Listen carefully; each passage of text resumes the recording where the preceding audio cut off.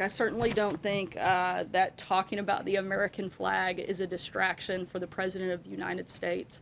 Again, this should be something that every American can get behind and support and celebrate is national pride in our country. And supporting those that have fought and died to defend it from all different backgrounds. And so I think, again, that is certainly should be a priority of the president. But you act like that's all he did over the weekend. We also did a lot of other things that are continuing to push forward on tax reform, continuing to push forward on health care, continuing to push forward on the safety and security of the border in our country. He came to the rally with that in mind, though. That was a point. He said, I want to put this in the headlines. I'm not sure when that decision was made. I wasn't there, but I know that it's a priority for the president to always defend our flag, always defend the national anthem, and certainly to support the men and women in uniform. Jennifer. A couple questions, if you don't mind, Sarah. On the German election, has the president called Merkel yet to congratulate her on her win? I know they spoke on Friday, and they're working on timing for a second call of congratulations, but I don't believe that's taken place yet today. Yet. I mean, she won on Sunday. Is there a particular reason why he hasn't called? No, I think they're just working on the logistics piece of both leaders coordinating. So. And then on tax reform, can you say when the president was briefed on the Big Six's plan? Has he signed off on that? Does the president have a final plan now for tax reform? I know he's had quite a few conversations with members of his team, both Secretary Mnuchin and Gary Cohn. Those will continue, and he'll make those announcements on specifics on Wednesday in Indiana. Mike? You addressed the LA Times report over the weekend that the president was warned by top aides, including McMaster, not to provoke Kim, particularly in the United Nations speech, and that it would because it would potentially backfire. I'm sorry? I missed the first part of your question. I'm sorry what you said.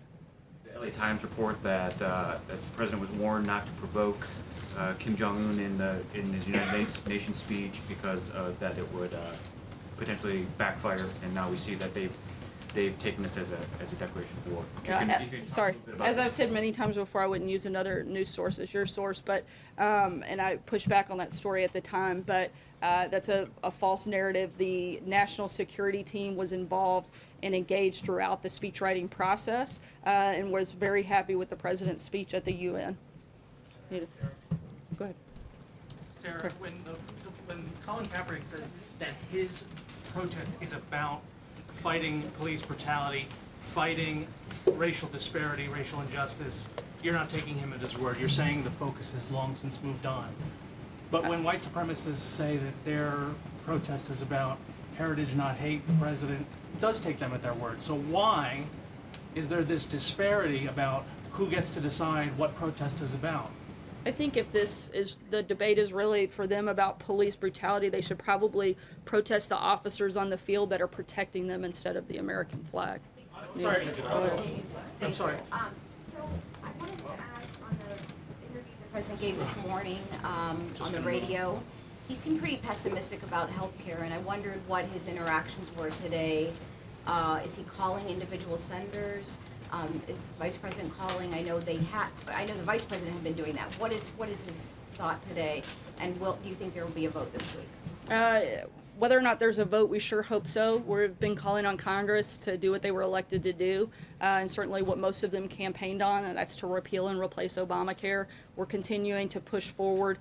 We know we can't live with the Obamacare status quo. It's a complete disaster, and so we're hoping that this moves forward and goes through. Is he doing something specific? He's continuing to be engaged both directly and through his team, legislative affairs team, and the vice president. Tomorrow he's going to New York. Can you tell us what that dinner is? It looks like some kind of fundraising dinner, as we've seen from some emails. Can you tell us what he's doing tomorrow? There is a fundraising dinner, and I'll have to get back to you with specifics. Hey there, thanks for checking out CNBC on YouTube. Be sure to subscribe to stay up to date on all of the day's biggest stories. You can also click on any of the videos around me to watch the latest from CNBC. Thanks for watching.